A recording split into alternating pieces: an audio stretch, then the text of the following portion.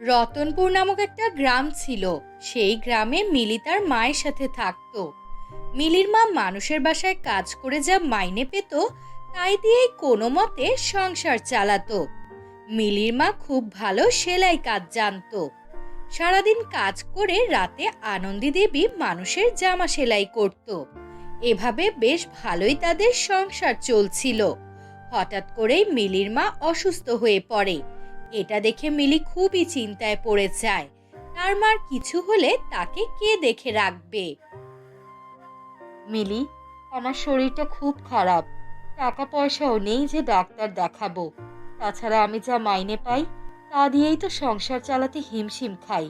কি যে করব এখন কিছুই বুঝতে পারছি না। মা, তুমি চিন্তা করো না, আমি তোমার চিকিৎসা করাবো। বোকা মেয়ে আমার, কি যে বলিস! এত টাকা তুই কোথায় পাবি? আর আমি কাজে না গেলে আমাকেও তো টাকা দিবে না। না না মা, তুমি এটা নিয়ে ভেবো না। তোমার হয়ে আমি কাজ করতে যাব মানুষের বাসায়। আর আমিও তো সেলাই কাজ পারি। কিছু কাপড় কিনে জামা বানিয়ে বাজারে বিক্রি করব।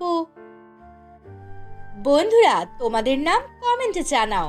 নেক্সট গল্প আমরা তোমাদের নাম দিয়ে বানাবো। তারপর মিলি মানুষের বাসায় যায় কাজ করতে। কাজ শেষে বাজার থেকে কিছু কাপড় কিনে নিয়ে আসে। তা দিয়ে সুন্দর সুন্দর জামা তৈরি করে বিক্রি করতে থাকে। এভাবেই টাকা ইনকাম করে মিলি তার মায়ের ডাক্তার দেখায়। কিন্তু তার মাকে আর বাঁচাতে পারে না। তার মা হঠাৎ একদিন মারা যায়। মিলি একা হয়ে যায়। মিলির একার সুযোগ নিয়ে জমিদার তাদের বাড়ি হাতিয়ে নেয়। ওই মেয়ে শোন, তোকে যাতে এই বাড়ির আশেপাশে না দেখি, আজকের মাঝে এই বাড়ি ছেড়ে চলে যাবি। কিন্তু জমিদার বাবু, আমি এই বাড়ি ছেড়ে কোথায় যাব?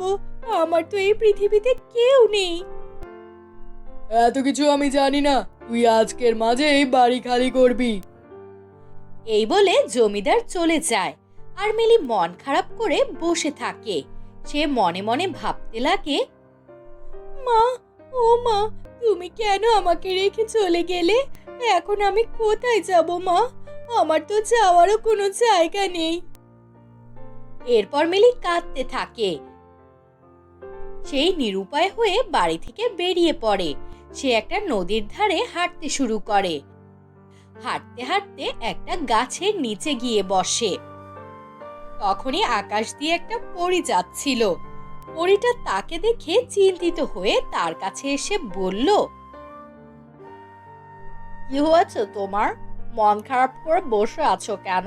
তোমাকে দেখে খুব চিন্তিত মনে হচ্ছে। পরীকে দেখে মিলি ভয় পেয়ে যায়। তুমি কে? তুমি আমার কোনো ক্ষতি করো না, আমাকে ছেড়ে দাও।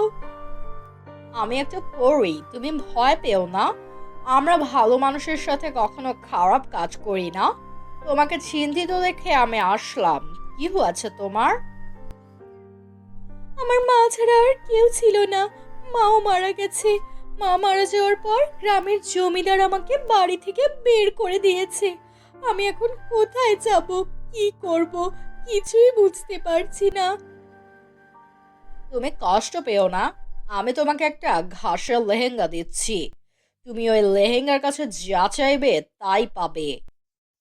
এই বলে পরি মিলিকে একটা ঘাসের লেহেঙ্গা দিয়ে দেয়। এটা দেখে মিলি খুব খুশি হয়।